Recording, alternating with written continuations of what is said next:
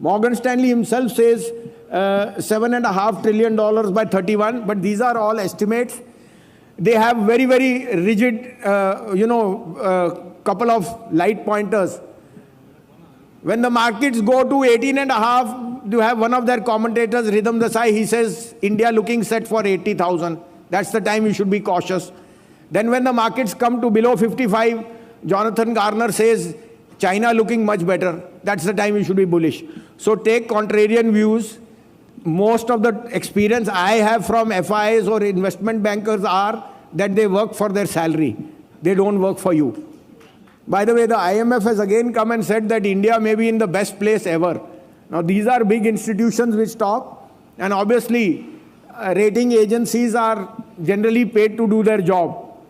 In 2007, when I was in Deutsche Bank, my boss said, S&P has upgraded Lehman Brothers credit rating. After 1 week, Lehman Brothers went to 0. So I said, so he said, so much for rating agencies, they'll only react when water has flown under the bridge. So take this with a pinch of salt.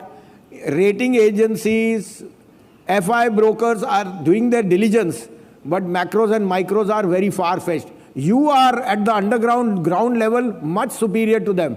And if I went back to seeing the past, you can always see how wealth has been created, particularly here. Whether it's a Coromandel fertilizer or a SPIC or a TVS or the Ashok Leylands of the world, it is all coming from your heartland. And you can imagine what the prospects are, further.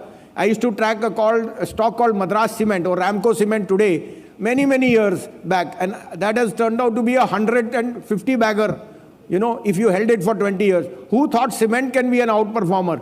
But that tells you the dynamic change in situation, the aspiration of growth, the capex expenditure which is on the card, and the capex stocks which are outperforming. Never in my life I've seen all these stocks hit new highs and on the back of excellent numbers.